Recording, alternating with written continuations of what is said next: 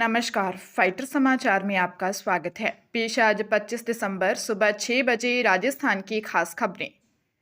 जयपुर में एसीबी ने मानसरोवर स्थित मीरा केशव महिला प्रशिक्षण महाविद्यालय की डायरेक्टर को रिश्वत लेते हुए रंगे हाथ गिरफ्तार किया है। एसीबी जयपुर को एक स्टूडेंट ने शिकायत दी थी कि कॉलेज में अटेंडेंस पूरी नहीं होने के कारण महाविद्यालय निदेशक भंवर कंवर उसे परेशान कर रही थी। बाद में निदेशक ने अटेंडेंस पूरी करने की एवज में 5,000 रुपये की रिश्वत मांगी थी। एसीबी ने शिकायत के सत्यापन के बाद ट्रैप की योजना बनाकर कार्रवाई को अंजाम दिया। एसीबी जयपुर एसयू फर्स्ट की पुलिस निरीक्षक अर्चना मीणा के नेतृत्व में टीम ने महाविद्यालय के निदेशक भंवर कंवर को 4500 रुपये की रिश्वत लेते हुए रंगे हाथ गिरफ्तार कर लिया। ट्रैप के दौरान रिश्वत की राशि भी बरामद की गई। एसीबी टीम अब गिरफ्तार निदेशक से पूछताछ कर रही है। वैभव सूर्यवंशी ने विजय हजारे ट्रॉफी में अरुणाचल प्रदेश के खिलाफ शानदार प्रदर्शन किया। उन्होंने सिर्फ 36 गेंदों में शतक जड़ दिया है। इसके साथ ही वैभव लिस्ट ए क्रिकेट में शतक लगाने वाले दुनिया के सबसे युवा खिलाड़ी बन गए। उन्होंने पाकिस्तान के जहूर इलाही को 39 साल पुराना रिकॉर्ड तोड़ दिया। जहूर इलाही ने साल 1986 में विल्स कप के दौरान पाकिस्तान ऑटोमोबाइल्स की ओर से खेलते हुए रेलवे के खिलाफ लिस्ट ए क्रिकेट में शतक जड़ा था। उस समय उनकी उम्र सिर्फ 15 साल 209 दिन थी और वे लिस्ट ए में सबसे कम उम्र में शतक लगाने वाले खिलाड़ी बन गए थे। लिस्ट ए क्रिकेट में सबसे तेज शतक लगाने का world record Jake Fraser McGurk के नाम है, जिन्होंने सिर्फ 29 गेंदों में सेंचुरी ठोकी थी। इसके बाद एबी डिविलियर्स ने 31 गेंदों में शतक जड़कर यह कारनामा किया था। सीएम भजनलाल शर्मा ने कांग्रेस पर जमकर हमला बोला है। उन्होंने अरावली पहाड़ियों पर खनन के मुद्दे को लेकर पूर्व मुख्यमंत्री अशोक गहलोत और अन्य कांग्रेस नेताओं को आड़े हाथों लिया।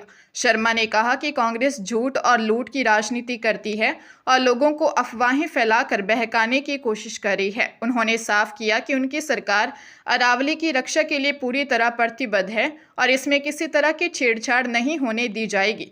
श्री शर्मा ने खुद को गिरिराज जी का भक्त बताते हुए कहा कि वे गिरिराज जी को पूजते हैं और कांग्रेस को चिंता करने की जरूरत नहीं। सीएम शर्मा ने कांग्रेस नेता गोविंद सिंह डोटासरा और टीकाराम जूली को चुनौती दी कि वह किसी भी मंच पर आ जाएं और सुप्रीम कोर्ट के फैसले में एक भी लाइन दिखाएं जहां 100 मीटर तक खनन की अनुमति हो। उन्होंने स्पष्ट किया कि सुप्रीम कोर्ट ने पुराने 100 मीटर के नियम को रोका है और केंद्र सरकार को कमेटी बनाकर विस्तृत योजना बनाने का आदेश दिया है। इसमें पर्यावरण, खनन, संरक्षण जैसे मुद्दों पर विचार होगा। शेखावाटी की कलात्मक विरासत और हवेलियों के विश्व प्रसिद्ध शहर मंडावा में विचारों का महाकुंभ सजा। राजस्थान के विशेष कॉन्क्लेव राइजिंग राजस्थान विकास विरासत बी में राज्य की तरक्की और सांस्कृतिक धरोहरों के संरक्षण में गहन चर्चा की गई। कॉन्क्लेव के पहले सत्र में प्रदेश के यूडीएच मंत्री जाबर सिंह खर्रा ने शिरकत की और लंबे समय से चल रही मंत्रिमंडल विस्तार की चर्चाओं पर विराम लगाते हुए जाबर सिंह खर्रा ने कहा कि यह पूरी तरह से नेतृत्व का निर्णय है। उन्होंने कहा कि मंत्रिमंडल में बदलाव या विस्तार करना मुख्यमंत्री और शीर्ष नेतृत्व का काम है। वे जब उचित समझेंगे इसे पूरा कर लेंगे। इसके बाद उन्होंने अरावली पर्वतमाला को लेकर चल रहे प्रयासों पर विराम लगाते हुए कहा कि अरावली हमारी विरासत है और इसे किसी भी कीमत पर नुकसान नहीं होने दिया जाएगा। साथ ही उन्होंने मंच से कांग्रेस पीसीसी चीफ डोटासरा को सीधे बहस की चुनौती भी दी। टोंक में SC/ST कोर्ट ने 8 साल पुराने एक जघन्य हत्या के मामले में न्यायाधीश आरती माहेश्वरी ने ऐतिहासिक फैसला सुनाते हुए 3 आरोपियों गिरिराज, हरजी और सरदार उर्फ कालू को आजीवन कारावास की सजा सुनाई है। साथ ही दोषियों पर अर्थदंड भी लगाया गया है। फरवरी 2016 में अलीगढ़ थाना क्षेत्र के एक खेत में 70 वर्षीय बुजुर्ग किसान बद्रीलाल की हत्या कर दी गई थी। हत्यारे बुजुर्ग के कानों से सोने की मुर्कियां लूटकर ले गए थे। मामले में कुल 4 आरोपी थे, जिनमें से एक की मौत ट्रायल के दौरान हो गई थी। न्यायाधीश ने फैसले की कॉपी में एक मार्मिक कविता लिखकर मृतका की पीड़ा और लालच में मरी इंसानियत पर गहरा प्रहार किया। जज ने कविता में कहा कि कानों की मुर्कियां बनी मौत का कारण, सोने की भूख ने कुचल दिया मानव धर्म। न्याय की धरती पर प्रश्न आज खड़ा हुआ, क्या इतना सस्ता है किसी का जीवन? राजस्थान में विधायक निधि में भ्रष्टाचार के मामले में कांग्रेस, भाजपा और एक निर्दलीय विधायकों की मुश्किलें बढ़ सकती हैं। 3 विधायकों को फिर से विधानसभा की सदाचार कमेटी के सामने पेश होने के लिए कहा गया है। जानकारी के अनुसार विधानसभा में सदाचार कमेटी की बैठक हुई, जिसके बाद तीनों विधायकों को पूरी तैयारी के साथ सदाचार कमेटी के सामने पूछताछ के लिए 6 जनवरी 2026 को पेश होने का नोटिस भेजा गया। इन 3 विधायकों के अलावा बीएपी विधायक जयकृष्ण पटेल को भी कमेटी ने बुलाया है। दरअसल बीते दिनों एक समाचार पत्र में स्टिंग ऑपरेशन के वीडियो के जरिए विधायक निधि में कमीशन खोरी की बात सामने आई थी। स्टिंग वीडियो में खींवसर से भाजपा विधायक रिवंत राम डांगा, हिंडौन से कांग्रेस विधायक अनीता जाटव और बयाना रूपबाज से निर्दलीय विधायक रितु बनावत पर विधायक निधि का पैसा मंजूरी करने के लिए कमीशन खाने का आरोप लगा था। जयपुर शहर के पर्यटन में दिसंबर के अंतिम सप्ताह में इस बार क्रिसमस न्यू ईयर के साथ क्रिकेट का भी तड़का लगेगा। इस बार क्रिसमस में न्यू ईयर सेलिब्रेशन के बाद शहर का पर्यटन थमेगा नहीं, क्योंकि 10 जनवरी तक शहर के स्टेडियम में क्रिकेट मैचों का आयोजन होगा। ऐसे में दिल्ली, पंजाब, हरियाणा, उत्तर प्रदेश से भी भारी संख्या में क्रिकेट प्रेमियों के जयपुर आने का अनुमान लगाया जा रहा है। पर्यटन कारोबारी अनुमान लगा रहे हैं कि क्रिसमस, न्यू ईयर व क्रिकेट मैचों के आयोजन से शहर में पर्यटन परवान पर रहेगा और 500 करोड़ का कारोबार होने के साथ 30,000 युवाओं को हाथों राज रोजगार भी मिलेगा। क्रिसमस जैसे बड़े आयोजन से इस साल का अंतिम सप्ताह शुरू हो जाएगा। क्रिसमस पर शहर में 50 से 60,000 पर्यटकों के आने का अनुमान है। इसके बाद साल के अंतिम दिन 31 दिसंबर को न्यू ईयर सेलिब्रेशन के लिए भी 60 से 70,000 देसी विदेशी पर्यटकों के आने का अनुमान है। नागौर के थांवला थाना क्षेत्र के गुड्डा और टहला ग्राम के बीच होटल के सामने भीषण सड़क हादसा हो गया। हादसे में इको गाड़ी में सवार कुल 10 लोगों में से 8 लोग गंभीर घायल हो गए, जबकि 2 युवकों की मौत हो गई। जानकारी के अनुसार इको गाड़ी जयपुर से बालोतरा की तरफ जा रही थी, तभी हादसा हो गया। गाड़ी में सवार सभी लोग एक डांस इवेंट कंपनी से जुड़े बताए जा रहे हैं, जो बालोतरा में आयोजित एक शादी समारोह में कार्यक्रम देने जा रहे थे।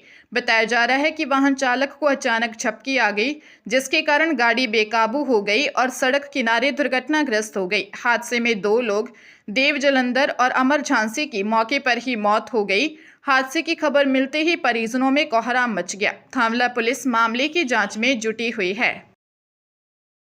वन रक्षक भर्ती परीक्षा 2020 में पेपर लीक प्रकरण को लेकर एसओजी की कई टीमें 10 फरार आरोपियों की तलाश में उनके संभावित ठिकानों पर लगातार दबिश दे रही है।